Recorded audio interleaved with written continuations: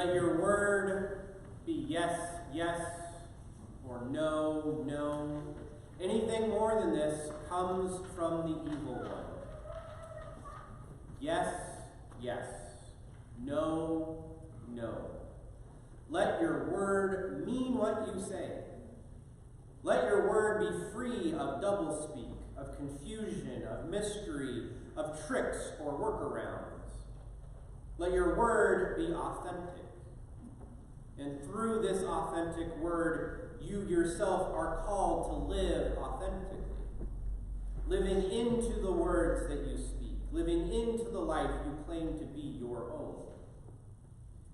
When we live authentically, there is no doubt, no question, no pondering about whether we mean what we say. When we live authentically, there isn't any room for question, because our lives speak to the truth that we follow and embrace in our following of Christ.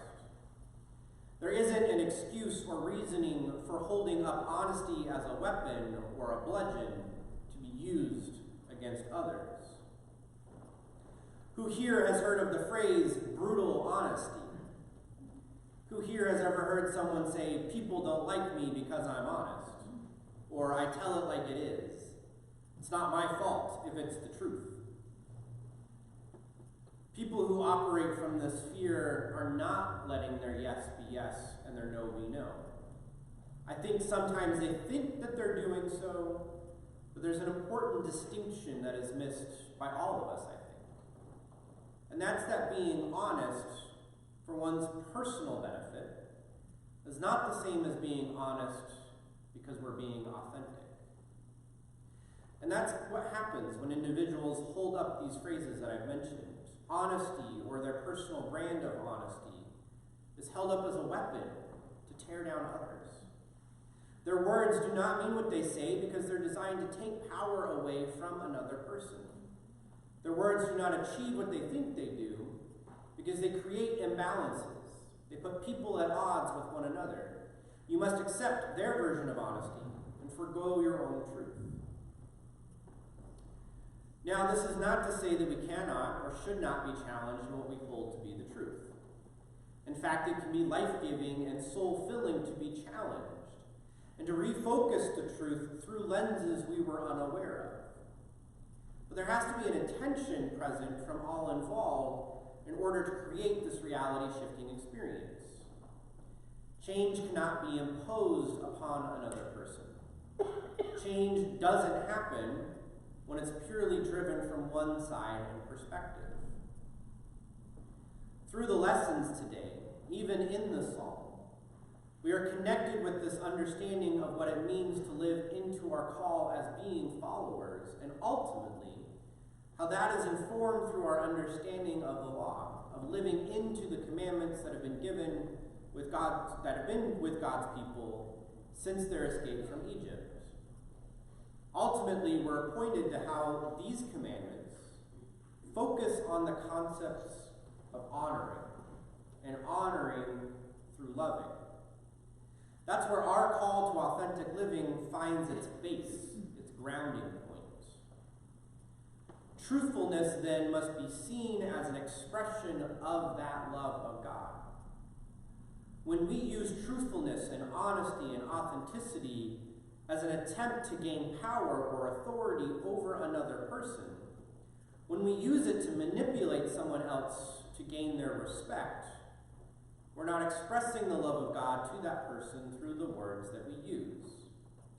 It's really no wonder that Jesus says all else comes from the evil one, because manipulation and false masks and anger driving us to what is termed brutal honesty are reflections of hurt that we have received from others, and more often than not, that are a way of protecting our real selves from being hurt once more.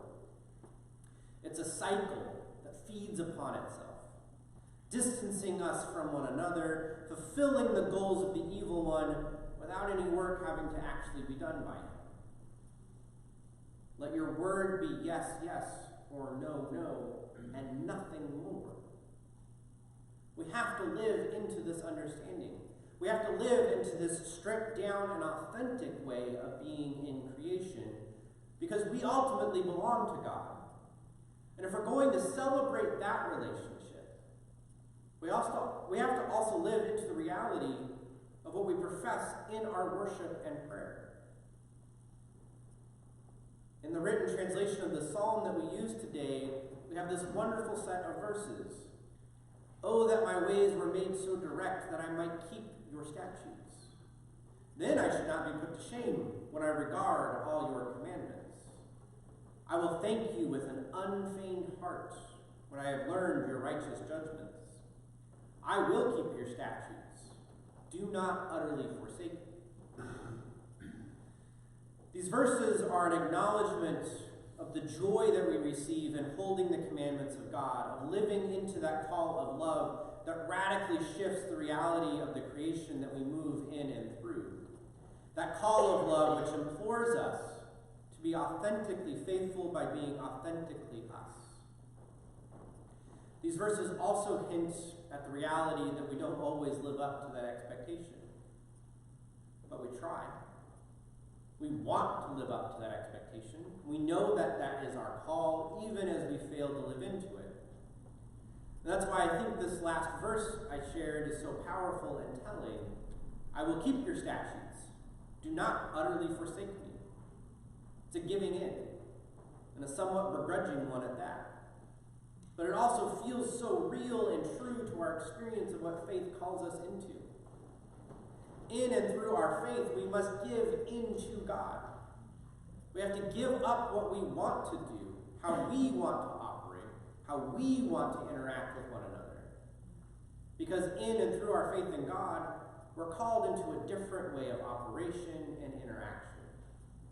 In and through our faith in God and in Christ, we must walk in the way of love, letting our word be yes, yes, or no, no, letting our actions be exactly what is expected of a Christ follower, of a person that is living into an authentic life that reflects the love of God that is present in our life every day, every moment.